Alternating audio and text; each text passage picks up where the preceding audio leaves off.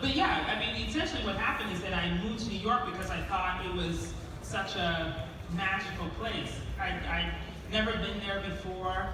It seemed like the place where they say, like, you know, hopes and dreams come alive. So I was like, yes, that sounds like the place I'm gonna go.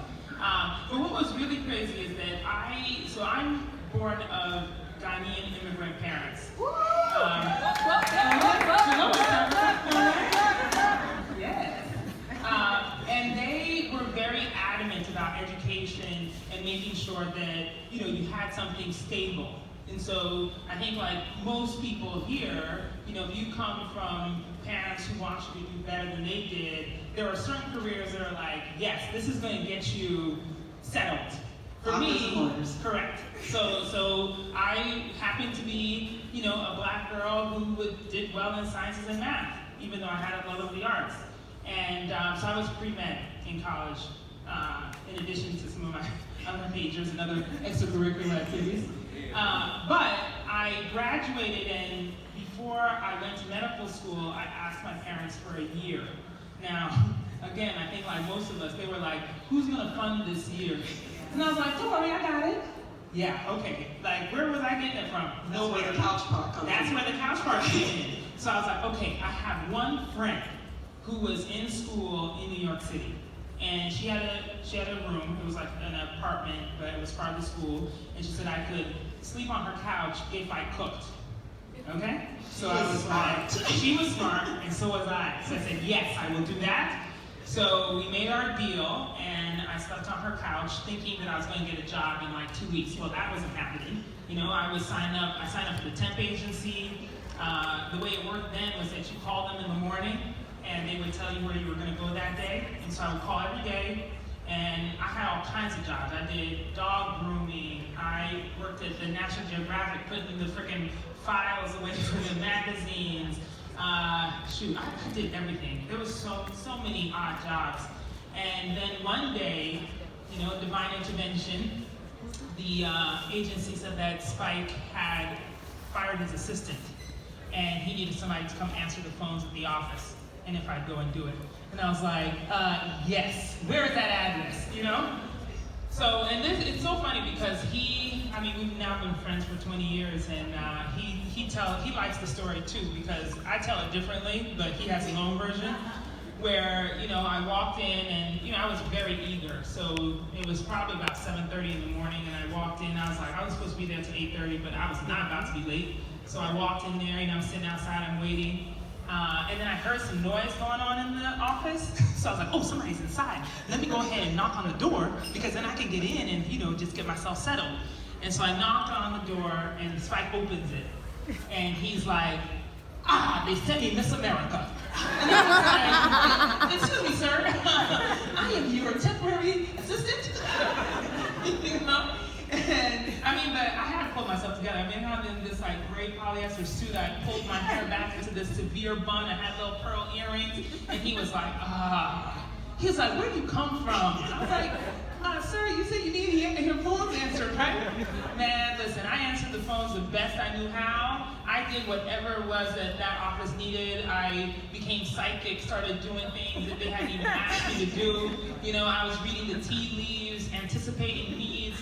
Whatever needed to be done, I was going to do it. I picked up his kids from school. I helped them with their homework. I read Bamboozle. I gave him notes on it, which, by the way, he didn't like. But that's okay. That's another story. But all of that really ended up becoming what then became the basis of our relationship. And he offered me a job to stay 2 months after I had become his temp. And the rest is history. I love to hear that, because anything that I went through, just getting to where I am today, you look at other people and you're like, I struggle, and many of us have had the exact same struggle with getting the coffee, taking out the trash, being a psychic, all of that. But that's the thing, though, is that it doesn't, I think people get mistaken for thinking that you get the yes, and then somehow then all the yeses will follow. But that doesn't happen. You get that first yes, and that should just be motivation to keep pushing. Because the no's are still going to come. The no's come to me today, and I still have to push.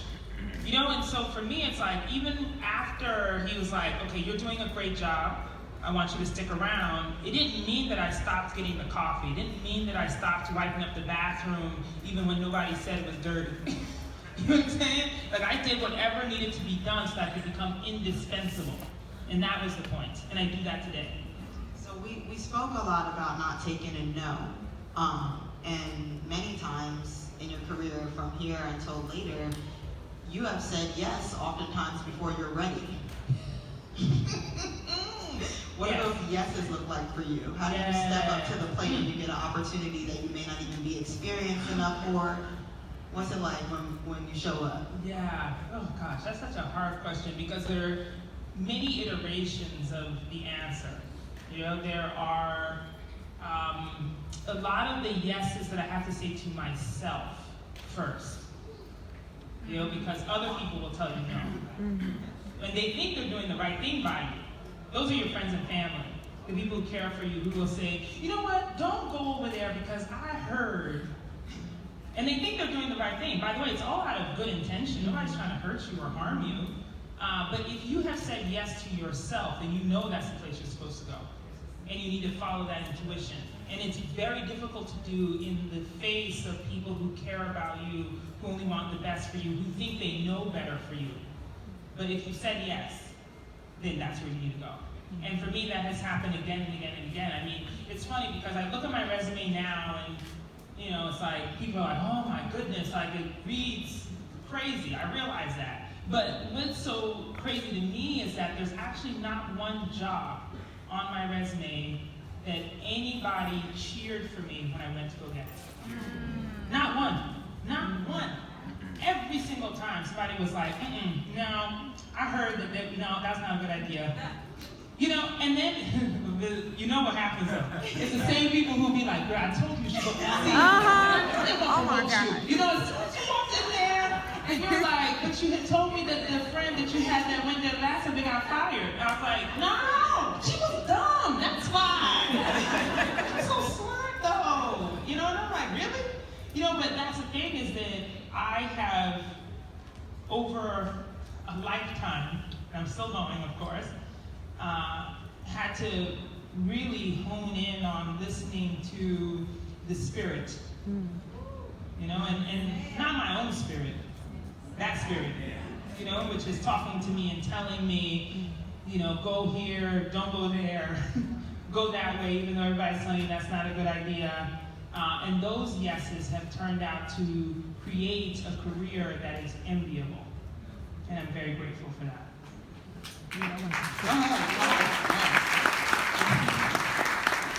So you've had times where people haven't supported you on your way into a job. Once you're in there, and you're sitting in a board, I'm gonna set the stage for you, you're in a boardroom. And you come in as tall as you are, and I'm sure in those shoes. With your hair this high, and your skin this dark, and you're the only person that looks like you. Where do you get your confidence from then? Okay, so... I'm asking for a friend. Yes, friend. Okay, I see the friends. Okay, friends. You know, so the thing about confidence, you know, I feel that sometimes we fool ourselves into thinking we're born with it. We're really not born with the confidence. It's a practice. And it's a practice that starts not from the outside, but obviously from the inside. You know, it's the practice with that self-talk. It's the practice of in the morning when you look at yourself in the mirror, what you say. I mean, now I feel like it's popular because we talk about affirmations a lot.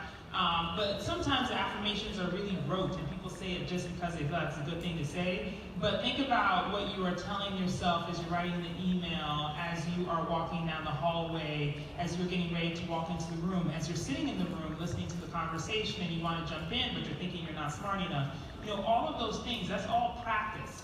And for me, it's been, again, like a real journey of really understanding what I'm comfortable with. Because it's not every room that I walk into that I feel good in. And sometimes it means I have to leave those rooms. And while that might seem like failure to someone, it's success to me because I know I didn't kill myself in that room because I needed my spirit to be whole so I could be this other woman and be successful. Thank you. So to me, there are real balances, and again, this is why it's so important to be in tune to yourself, you know, and cut out the outside noise, because you know, you get real stuck with somebody telling you, yeah, you just need to walk in there and just be da-da-da. And when they say you just need to da-da-da, well, guess what? Like, that might kill your spirit. That might kill your spirit, and then what? So save yourself first. You know, listen to your own self. Practice the confidence, but only be confident in the places in which you're going to be supported. And when I had felt that that wasn't happening or that wasn't going right, I was out of there. Because I come first, for sure, every single time. But I do feel that there are ways in which we can practice the confidence, which really does help us. I mean, there are small tricks that I like to use. Are you going to tell us too? Yes, I'm going to tell you. Okay, so early on, I have my notes. I know, right? Early on, it wasn't yet the boardrooms; it was the cubicle. You know, it was the person in the kitchen, in the coffee area, who I could talk to about whatever idea I had that I was trying to win fans around. Because what happens is that we all understand the chit-chat that happens in and around offices. You know, sometimes you can walk into a meeting and have an idea, and there's going to be somebody in there who's hating, you know, who's going to try and cut it down or discredit you or whatever the thing is. But if you have people in the room who are going to speak up on your behalf, you don't even have to do it, and they will be silenced. And that was a trick I learned very early. It was like I call it the walkabout. You know, the walking around to just gain fans and friends and people who are going to cheer you on, especially when you're being cut down. Finding the allies is so important. And so to me, that's number one. Number two, you know, this is going to sound perhaps superficial, but it's the reason why I say, like, bring your whole self to work. You know, because for me, I couldn't really bring all of the brilliance of my ideas if I was trying to be somebody else. If I was trying to be the ideal of what has been painted as the corporate executive, you know, being that person took all of my energy. It took so much energy that I was trying to think about how to say the things I want to say without sounding too black, without being too passionate, without being too aggressive, trying to wear my hair in a way that would not be offensive, you know, wearing clothes that maybe didn't show my ass. You know, all of the things that I felt like, well, I don't see anybody at the top looking like this, so I can't do that, and I can't be that if I want to be at the top. But the problem was that I was spending so much time doing that, I was so uncomfortable in my skin and in my clothes and in my hair and in my speech that I couldn't actually bring forth any of the brilliance I had. I was spending it all trying to be somebody else. And so if I could shed that, then my true brilliance would come forth. And the biggest lesson to me in all of that was that actually once I shed all of those things, my brilliance really did come through. And then that's what was praised, not the gray suit.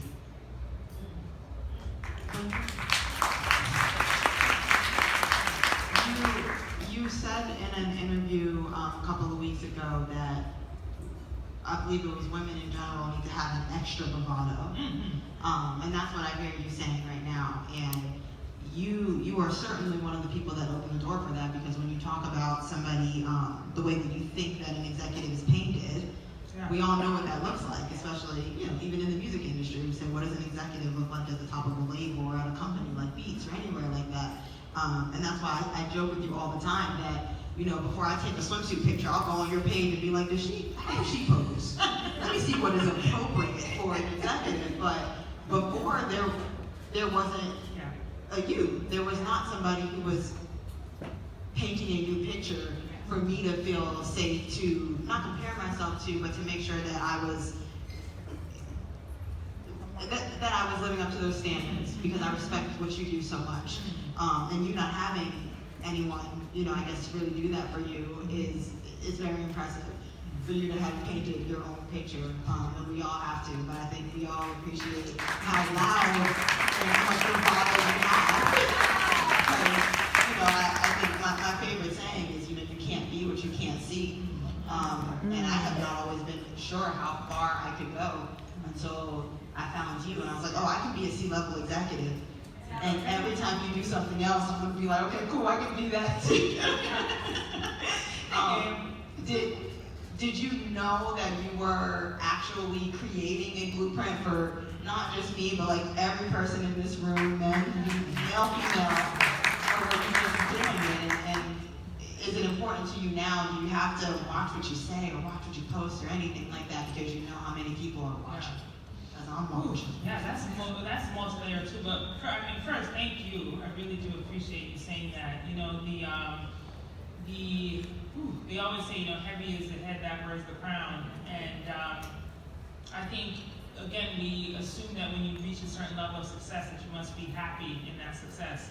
But I can attest that it is quite lonesome. It is a very, very lonely walk.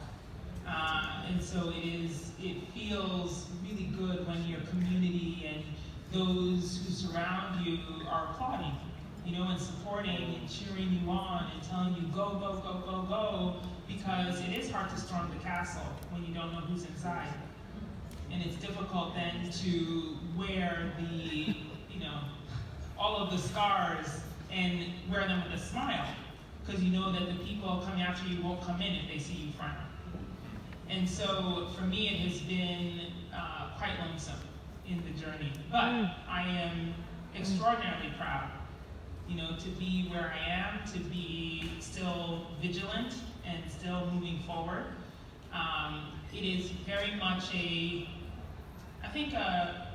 lifelong mission of mine to make sure that even though that saying is true, you can't be what you can't see, that even if you can't see it, maybe you still want to be it, and you can still go after it.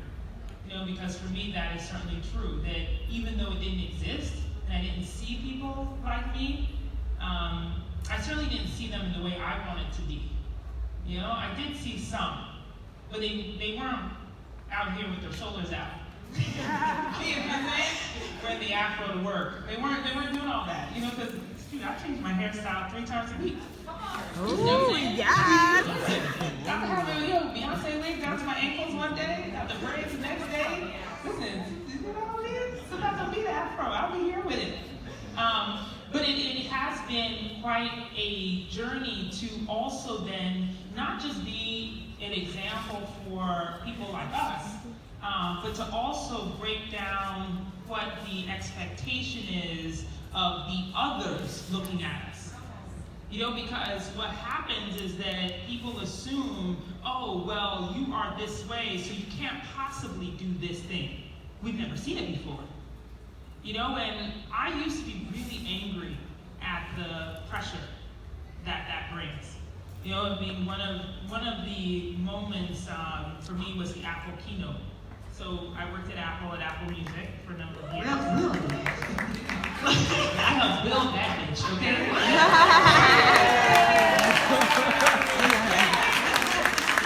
All right, now let them tell you. Let them write down history now, okay?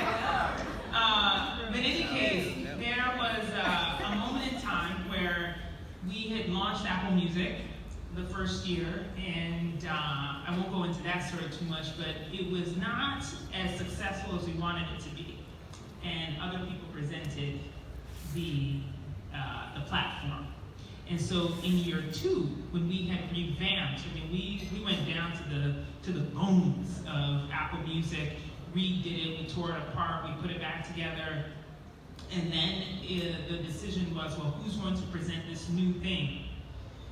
And it was everybody but me, everybody else was being suggested, and that whole thing. It was like, well, the Apple audience is used to seeing white men in black turtlenecks or blue button-down shirts presenting tech, because that's who the audience trusts. And the audience will react in its pockets, and so stocks will go up or go down based on presentation, and so nobody can risk this strange A black woman with her shoulders out. Okay, right. Nobody can risk that. But I do have to give credit to allies. Again, because if it weren't for my allies, I don't know that I would have made the stage. It certainly wasn't just by my own volition. You know, it was going around to the offices, it was the petitioning and saying, hey, listen, I think I could do this, like I just need a chance, I need a shot. But let me just show you how I would do it if I did it. You know, and doing that, I mean, I did that a lot. I went around, and while it may seem like, you know, your pride or your ego could get in the way, listen, sometimes you gotta put that joint aside in order to get to where you wanna go. And so for me, it meant, yes, going to every executive, talking to my peers, because sometimes you forget that your peers are actually the ones who have the most influence. And so talking to them, making sure that the head, it's so funny, this guy who was one of the head program engineers, I made friends with him, okay? And I literally, I was just like, I need you to tell me everything there is to know about the guts of this thing. You know, because helped build it for sure, but like as an engineer, he knew a lot more about what would need to be presented than I ever would. And he took me under his wing, and he taught me everything I needed to know. So by the time I got all the way around to Tim Cook's office, who's the CEO of Apple, I knew it as well as any engineer did. In fact, after I did the Apple keynote presentation, I gave him a jersey that said coach on it, because I was like, yo, I couldn't, like, you can't do it by yourself. You know, the greatest athletes need a great coach. And so for me, it's like, you gotta find the right coaches. Because if you're out here just playing and you got natural talent, that's fantastic, but you need to hone it in order to really succeed, in order to get to the big leagues, get to the championship. You know what I'm saying? So, essentially, I had a great coach who helped me, and once I presented to Tim, and I don't know if I told this story publicly, so if I'm not supposed to tell it, oh well. Exactly. I'm like, you know, I'm a few years out from Apple now, I think I can tell the story. But I presented, essentially, it was a decision between a few people on who was going to present the new Apple Music. And like I said, a black woman had not presented on that stage before. And so, when I went up to do my presentation, I mean, I was really nervous. I mean, I definitely threw up before. You know, yeah, no, for real. Like in the executive bathroom, like, ooh, let me wipe this up, like, you know. And I went into Tim's office, and he had all of the senior leadership there. You know, it was like the head of engineering and the head of software, and like everybody, all white men sitting there looking at me. And he was like, okay, you know, show us what you would do. He was like, you gotta do it in 4 minutes. Because we got to see if you can get all the information out quickly, and then you can embellish on it after you have that part down. So I did it. I did it in 4 minutes, and the room was silent. And I looked at him, and he was like, you have all the information down. He was like, but all I want to do is look at you. I don't want to look at the screen and see what you're presenting on Apple Music. So you're going to have to figure out how to make the audience look at the information and not at you.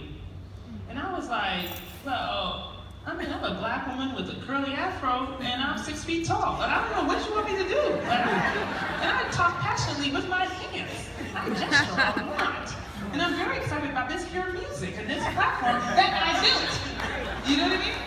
And he was like, well, you're not going to do this presentation if you can't do that. And quite honestly, it deflated me. Like, you know, I left that office thinking like I didn't get it. You know, I was just like, well, you know, it is what it is.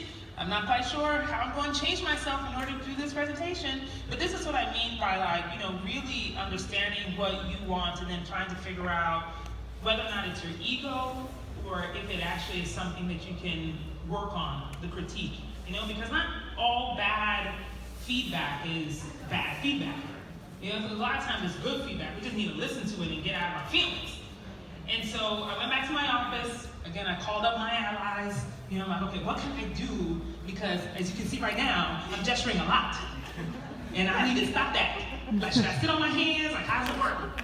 And it was so great because the guy I called Coach, he was like, well, just point to the screen. And I was like, yeah, that's right. The new Apple Music, you know? And so I tried that a few times. I was like, okay, I got it. You know, and miraculously, I got another appointment on Tim's calendar, and I did that joint again. You know, and this time I was like, and now, they are lyrics. And he was like, yeah, that's better, you could do it. And I was like, for real, like, I can do it, I'm doing it. That's right. And rapping. Well, listen, okay, so that's a whole other story. So this one I'll tell fast because that was the fun part. Because I had the joint down, I had my presentation down, and the scary thing about the Apple keynote, for anyone who's ever watched it, you know, you probably think that there's like safety nets, you know, like what happens on the screen is not happening on the device. No, that joint is all real, you know, and there's no one to save you. And so, like, if your device crashes, there is a backup, but like you're out there by yourself, and no one is coming. And, or maybe that's what you just told me. I don't know. Get out your feelings. No, that's some racism. You know what I'm saying? That just dawned on me right now. Those white boys have backups. Okay, all right. Let me not get caught on back you up. Okay, let me just think on that for a second. Anyway, but it was crazy because you know, there obviously, as you can imagine, there are rules about the way you present, right? It's like, okay, certain words you should use, you know, the cadence of things. Like people want to know about, you know, the real guts of the platform, not necessarily all the frilly stuff. But for me, I was like, listen, music. I'm African, okay? Music is in our blood. You know, the drum beats come out of our chest. You know, they come out in the cadence of our voice. They come out in the words that we use, the slang that we create. I mean, it lives and breathes in us. And so I was like, oh no, see, we're going to talk about music, but I'm going to do it my way. You know, I'm not going to just use the words you want me to use. I'm going to describe it the way I want to describe it. Yes, I play Sugar Hill Gang. I play, you know, my best friend's stepdaughter song. Because you always gotta hook up the family. You know? But ain't that some black shit right there? I'm like, I'm on the Apple keynote. She's like, I know, but just slide this song in there. I'm gonna get fired. You know? Things you do with your family, okay? You kept it real. Listen, I kept it 100, okay? Because this is what we do, okay? We always hook up the family. And I play some Afro beats. And the thing is that, like, I went on that stage and, you know, we'd done the dress rehearsal a few times, and of course everybody, all the rest of the men there were wearing their jeans and either turtlenecks or button downs. And I faked the funk for the dress rehearsal. And I showed up.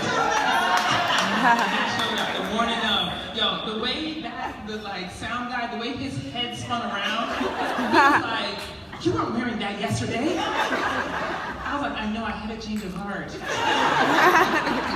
Oh yeah, I came out in this pink tight dress, okay, showed off all the curves. All right, I had my little shoes, I had the big poof on the back of it. Girl, listen, hair was out here. I was ready. Lipstick popping. Yes, I was like, I'm showing up as a black woman today. Yes.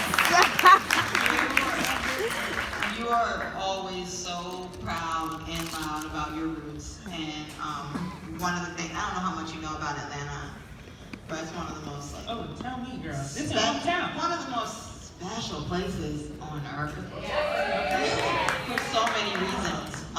But I will say a lot of us, for many reasons, don't understand our worth. Because of people that have come into our environment and showed us or told us that we didn't have much. But I always try to remind everybody from Atlanta how much just being from here, even, and y'all know we love people who move here too. Yeah. As long as they don't clog up the highway. That even if you're here just for a little bit, we embrace you and we take you in because our culture is so strong and we're so influential. And sometimes we just don't know what our worth is being from here, knowing what we know. We don't know how special it is. Like you said, the slang that we speak, the lemon pepper wings wet, like all of these things that are ingrained in us.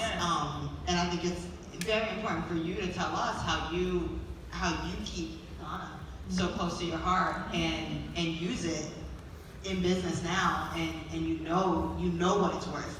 You're not trying to hide it, and I feel like we don't have to do that voice on the phone anymore. You know the voice. Right. Oh, the voice. The phone switching. You know, now people are hiring you because you sound like you're from Atlanta, and because you're from Atlanta, and because you can get somebody else from Atlanta on the phone for all of these reasons. So I would love if you could reiterate to everybody who's sitting here that's from my city right now how important it is for them to value themselves and to be themselves when they get in the room, not being somebody else to get the job, and when they get in the room. Yeah. Well, I think it's just that first of all, yes, of course, we have to recognize the importance of who we are, and that comes as part of the confidence. That comes as part of the understanding your worth and understanding what you contribute, because there really is, it sounds so pithy to say, but there really is no one like you. Like, there really isn't. And when you really understand that, you really embrace it, and you really celebrate it, you walk differently. You walked into rooms differently because you realize that no one can do it like you do it. And so therefore you feel and you project that feeling. And people embrace that. It's like when I got to Uber, for instance, this was one of the jobs where nobody told me to go get that job. You know what I mean? For good reason. I was at Apple, I had 2 offices, okay? One in Cupertino, one in LA, all right? Sitting very comfortably. And I will spare you that story, but I then took a job at Uber. And a lot of people, again, the people who care about me, said things like, what they say about that place. They're not kind to black people, they're not kind to women. Like, I don't know why you're going there. You already won at Apple. Like, why don't you just stay there and keep rising in the ranks? And the thing is that, when I looked at the business of Uber and understood where it was going and its potential, first of all, as a marketer, I was like, there is no greater challenge. And I know that if I win that, then the crown is really mine. And I knew that from a business standpoint. Now, I also know that I'm the best damn marketer in the world. And so I was like, it really doesn't matter if I'm black or a woman, I just happen to be the best. And there's no one else who can do the job as well as I do it. So when I walked into that office, yes, I was in full Ankara from head to toe, okay? Had on my print. Actually, I think I actually had on a sweatshirt that day that had the Africa map on it. Because I heard that they wore sweatshirts up there, so I was like, well, let me wear a sweatshirt, But it was red, and I had my red lipstick on, and I had my braids down to my ankles, and I was like, hello, I'm your new CMO.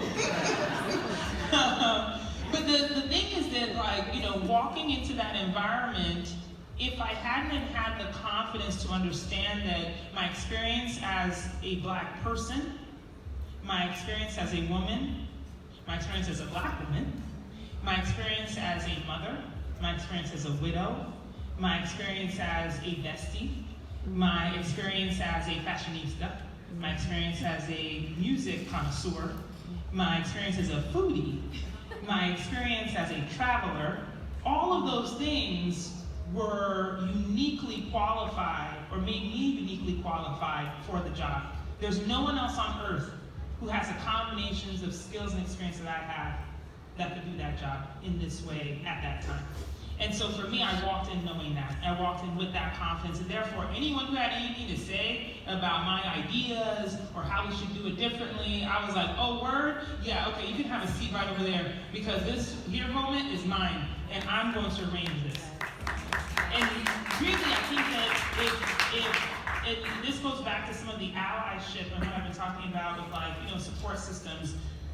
Because even though I have that confidence and I know that, without the cheerleading and without the support of my community, my mentors, people who I really call upon to help me get through some moments, I would not have made it. I really wouldn't have. And it really took a lot. It was a big personal toll. Some of my friendships suffered, some of my relationships suffered because of the pressures of what I'd been through at Apple and then at Uber. And it was those people who were constant, who stood by, who said, okay, listen, just keep going, you're gonna do this, you're gonna conquer it, that made it, and nobody can hype you like a black woman can hype you, you know what I mean? And so my girl group, my sister group, who were in my messages, my group texts, who were like, yes, okay, today is the day, go out and get it, how you look today, tell me a picture of your outfit, you know what I mean? Like, that kind of support was also what then rallied me to be able to go into these rooms, and also, yes, to celebrate my blackness and not to shrink it, celebrate my Africanness and not to shrink it. I think it's so amazing that right now there's a a heat happening in Africa. Because, for a long time, there was a lot of shame about it. I happen to now have a really close relationship with the president of Ghana, and he says one of the things that I think for all black people, the diaspora in the Americas, in Europe, in Central and Southern America, everywhere, that we really need to pay attention to. He says that until Africa is respected, no person of African descent anywhere will be respected. And so we have to remember that. And there are lies that have been told to us. 400 years of slavery. 2019 marks 400 years of the beginning of the transatlantic slave trade. And there are lies that were told to us that we still perpetuate today. This idea about our differences. It's so crazy to me to think that, if you consider yourself African American, or you consider yourself British Black, or you consider yourself African, that somehow we're not all sharing the same experience in this world. That's crazy. It's like, do you think that people look at us and see us differently? No. So why would we look at each other differently? Those were lies that were told to us. Remember? To separate us and to cut us down? Divided we fall? Yes. So let's unite. It's really, this time is ours. Africa must rise, and we must be the ones to rise it. And so as I look at all of the things that are happening, and now I'm going to go on a little tangent, so excuse me, but no, a good friend of mine is an actress. Her name is Cynthia Erivo. She is a very talented British Nigerian actress who has won an Emmy, a Grammy, and a Tony. Okay? All right? Wow, hello. She is going to star as Harriet Tubman. November 1st, the film comes out. Okay? There are two things that I want to say about that. One is that we must go out in droves. Come on now. This is a story about a black woman who plays a lead, who is a central figure. We have to make sure that this film succeeds. I am currently sitting in Hollywood as a CMO of Endeavor, and I know what the conversations are like in the room. I know what happens when we talk about what audiences are going to watch. I know what happens when we compare films to each other. I know what gets greenlit and what doesn't. We have to support the film. Even if you don't go see it yourself, buy the ticket anyway. And when you buy the ticket, make sure it says Harriet on the stub. Tell your friends to buy it. If you can afford it, buy a theater and give it away. I'm going to do that. Anybody else going to do that? Okay? Yes, buy a theater. So that's the first part. We have to support, hands down, no questions asked. The second thing is we have to stop the infighting. So she's been receiving a lot of vitriol around whether or not a British Nigerian actress can play Harriet Tubman. What kind of foolishness is that?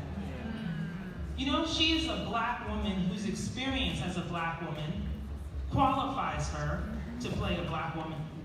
I don't think there is any basis to the conversation that continues to divide us around representation. There are not enough films out about us. They don't tell our stories. And so if we fight this and we bring that down, believe me, there won't be another one. If I hadn't had support around even my stage president at Apple, as I was talking about before, and knowing the pressure of having to perform well so that another black woman can get the shot. Because guess what, if I failed that day, do you think another black woman would get the shot? No. If Cynthia and this film fails, how long do you think it takes before we get another one like it? A long time. So to me, there are really only two important things about this. It's like support and support. Period.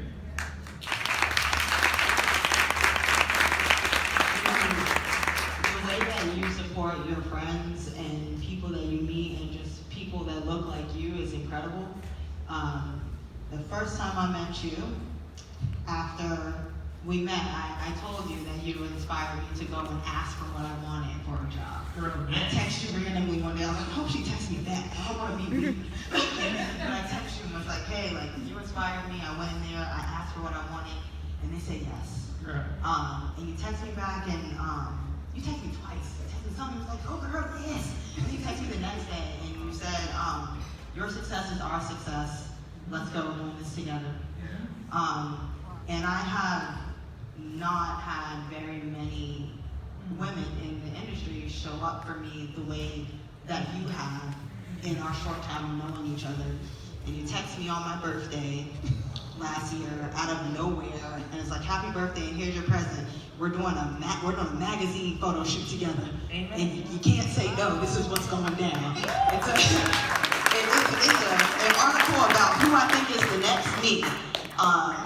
And you have no idea how much that meant to me. And I tried to tell you by buying you a candle afterwards. I like the candle. Oh, so glad that you liked it. But you're on a flight tonight, and so I don't know how many other chances I'll get to tell you face to face. But that means so much to me.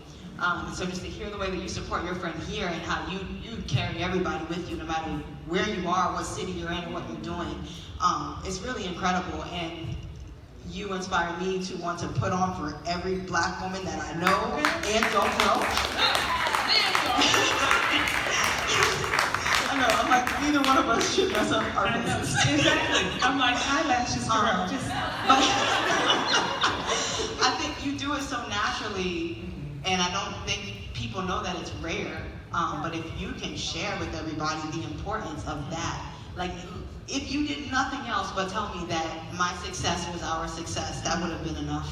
So just so you can let them know how to go and support their friend tomorrow, and how to be that friend in the group chat that says go with your gut, and even say you shouldn't take that job, and bitch, don't listen to me because whatever it is, like, please tell me where that energy comes from, because I want to be able to pass it forward, and I want everybody in the room to be able to pass it forward. Well, thank you for that. I really appreciate that. But I mean, because you're right. I think it unfortunately is rare. And again, to the point about like you can't be what you can't see. Unfortunately, I didn't have that support. You know, I wish that somebody, as I was coming up, would have given me the kind of cheerleading that I really desperately needed. And I just refused. I refused to be that. You know, just I felt like there was a real chance for us to bond, and there isn't just one spotlight. You know, that I think I might have said this at some other point too, but it's like, and I think it's been said in many iterations where it's like, you know, me having a bright light and you having a bright light doesn't dim either of our lights, we just blind them. You know, so to me, I'm like, why really making that for each other? You know, it's like when I see, I just firmly believe it, that your success is our success. Like, if you're succeeding and you're doing amazing things, it does not take away from me. It makes me that much better. And by the way, it makes me want to do better. And so I want as many of us up in the spotlight as possible. And that's why I continue to champion. And that's why when somebody texts me and says, hey, can you help me get to this person? Yes, in fact, here you go. You know, right over there. They're over there in that room. You know, like, or yes, I'm like, I don't know what you're going through, but maybe a random emoji one day will make your day better. So I'm gonna send you the dancing black girl emoji, because that's my favorite one. You know, or yeah, celebrating when I know that you need the support. You know, or when it's asked of me, there's not enough of us who are passing down, you know, the light, or who are letting down the ladder. Yeah, and so when that magazine opportunity came and they were like, listen, we want to do a spread, and you know, it's like maybe, you know, we'll do the shoot and we'll have, you know, your next person in the little side column. I was like, yeah, so I have an idea about that. You know, I was like, I know who it is, and actually our shoot should be together. You know, and it actually, listen, I'm gonna brag a little bit, because it changed the way that they approached the rest of this shoot. They changed the way that they were shooting everybody else based on that conversation, because I was like, well, I'm not gonna do that. I was like, she and I are gonna be in the same space, on the same stage, so right next to each other. And that's what happened. But I do request, you know, that everybody else do that too.